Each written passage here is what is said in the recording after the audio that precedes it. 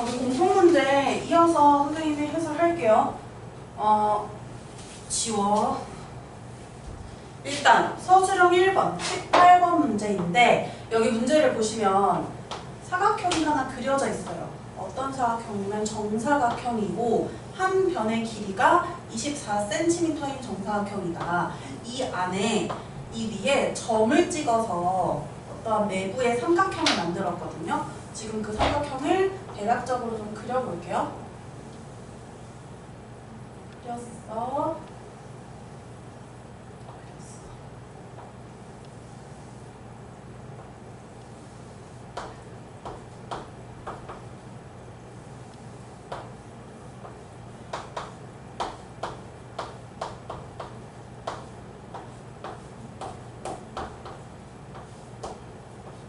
Xcm라고 해서 이 X값의 범위를 구해야 되는 문제네요.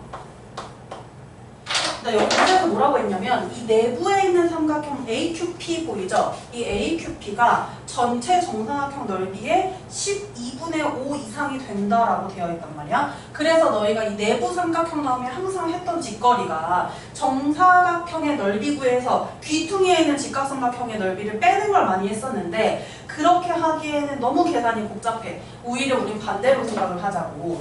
삼각형 AQP가 어때야 되냐면 전체 정사각형 넓이에 이것의 12분의 5 이상을 차지해야 된다는 건 반대로 이 영역에 속하지 않은 애들 있지. 이 영역에 속하지 않은 애들이 바로 귀퉁이에 있는 직각삼각형들이잖아요. 얘네 영역은 전체 정사각형 넓이의 몇 분의 몇 이하가 돼야 되냐라고 생각을 하면 돼요. 그러면 이 삼각형 AQP가 12분의 5 이상을 차지하게 된다면 반대로 이 영역에 속하지 않는 놈들 얘네들의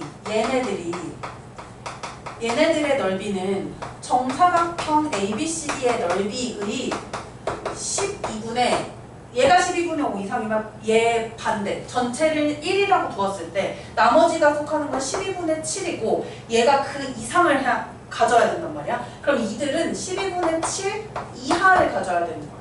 우리 그래서 이걸로 구하는 게 아니라 왜냐하면 이걸로 구하려면 또 귀퉁이 빼는 짓거리 해야 되니까 그래서 가생이에 있는 직각삼각형들 넓이의 합이 정사각형의 넓이의 12분의 7 이하가 되게 하는 것으로 우리가 하겠다라는 거예요. 그러면 귀퉁이에 있는 삼각형들의 넓이를 한번 파악을 해볼게요. 여기 변의 길이가 나와 있는 것들은 이렇게 좀 선생님이 적어줄 거고 안 나와 있는 놈들을 한번 표시해보자. 지금 QC의 길이가 나와 있지 않아요. 이 QC의 길이는 한 변의 길이인 24에서 X를 뺀 만큼 24-X cm가 되고 그 다음 CP의 길이는 8 빼면 되는 거지 16cm라고 하면 되겠다. 그러면 이제 귀퉁이에 있는 삼각형들의 넓이를 계산할게요. 2분의 1 곱하기 암산하면 너무 좋겠는데 밑변 곱하기 높이 나누기잖아. 위에 붙어있는 직각삼각형은 24 곱하기 8 나누기 2를 해주면 돼요. 그래서 24 곱하기 4를 해주면 되고 두 번째, 이 왼쪽에 붙어있는 직각삼각형은 24 곱하기 x 나누기 2를 하면 된단 말이야. 그래서 12 곱하기 x를 하면 된다. 그 다음에 이 세 번째, 이 삼각형이요. 24-x 곱하기 16 나누기 2를 하면 되는데 우리 16에서 먼저 2 나눠버린 다음에 계산을 하겠다는 거야. 그래서 선생님 계산한 거 192-8x가 됩니다. 얘들이 어때야 된다고? 얘들이. 왜 이한데 이렇게 표시했지 선생님이? 이한데? 이 안에 있는 놈이 전체의 12분의 5 이상을 차지하니까 나머지 놈들은 전체의 12분의 7 이하를 차지하면 된다는 거잖아. 전체 정사각형의 넓이는 24의 제곱입니다. 576에 12분의 7 이하를 차지하면 된다고. 이걸로 우리 계산을 해보겠다는 거지. 그러면 12x-8x 계산하면 4x가 되고요. 여기 계산할 거리가 조금 있어서 계산을 해줘야 되겠네요. 계산을 해주면 48 이거 선생님 계산한 걸로 한번 해볼게. 선생님 계산한 걸로는 여기가 4x는 48 이하라고 해서 이걸 우변으로 넘겨서 싹 다 정리하면 이렇게 정리가 돼요. 그래서 x값의 범위는 얼마가 돼? 12 이하다라고 해서 너희가 이거 답을 12 이하다라고 해서 끝나면 안 돼. 여기에서의 주의사항, x라는 놈은 바로 뭐냐면 변의 길이를 의미해요. 이 변의 길이이고 이놈이 사실 없어도 되나 안 되나 보자. 이 위에 찍혀있는 점 Q가 아니 만약에 B에 찍혀있다. 그래도 상관은 없는 거지. 삼각형이 만들어질 수 있는 거죠. 왜냐하면 그냥 변 BC 위에 Q를 얹어줬다고 했으니까 여기에 있는 Q가 가능하단 말이야. 그래서 즉 X가 0인 것도 가능한데 음수는 불가능해요. 변의 길이이기 때문에. 그래서 이 X 값의 범위를 구하면, 변의 길이의 범위를 구하면 0 이상 12 이하라는 범위가 나오게 되는 거예요. 자, 다음 문제. 서술형 공통문제가 서술형 21번, 서술형 4번이었어요.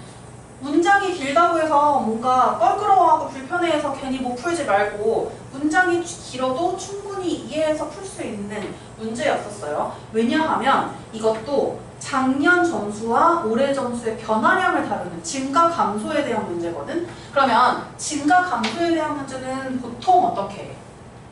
바뀐 부분, 애프터가 아니라 비포, 과거를 기준으로 놓고 과거에 있는 그 양, 그 값을 x, y 이렇게 놓고 풀이를 한단 말이야. 그래서 21번에 기말고사 말고 그 전에 우리 뭘 봐? 중간고사를 보잖아요. 중간고사에서의 점수들을 x, y라고 놓을 거예요. 그러면 중간고사 역사 점수를 x점이라고 놓고 중간고사 기말 점수를 y점이라고 놓으면 일단 이걸 뭘 할 수 있냐면 중간고사에 비해 기말고사에서는 몇 퍼센트 떨어지고 몇 퍼센트 올라서 결국엔 점수의 합계가 몇 점 올랐다라고 나오잖아. 이걸 식으로 하나 만들어낼 수 있어요.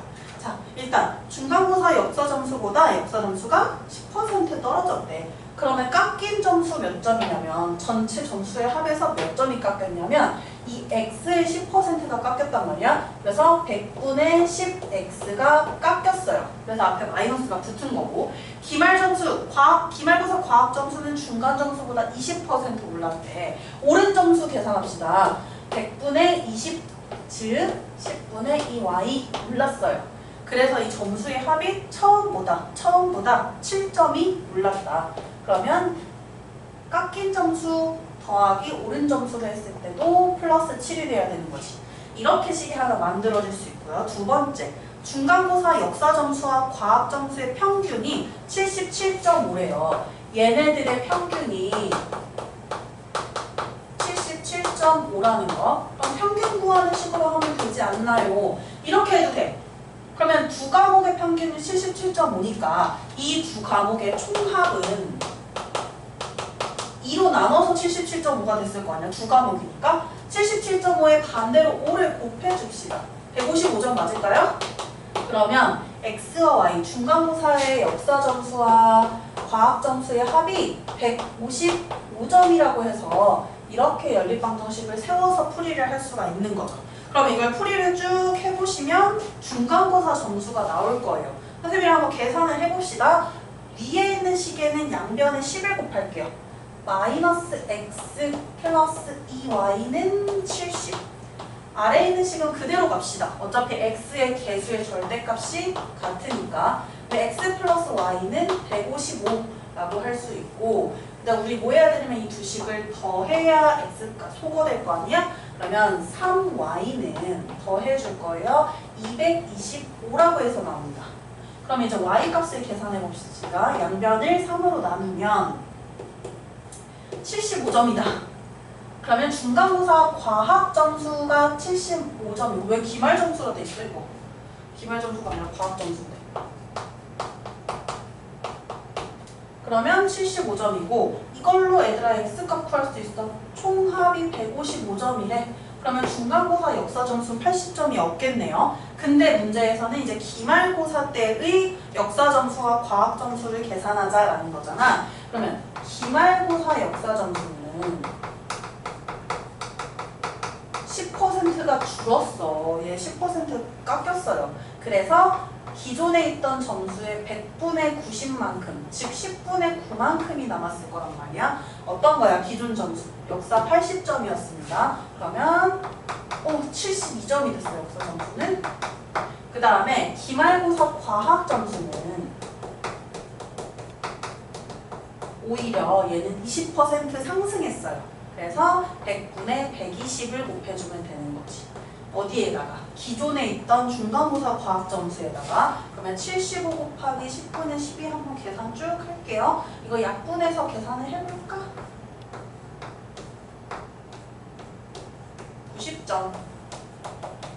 그래서 기말고사 역사 점수는 72점, 기말고사 과학 점수는 90점이라고 해서 이렇게 기말고사 점수를 구하는 것까지 해주시면 됩니다.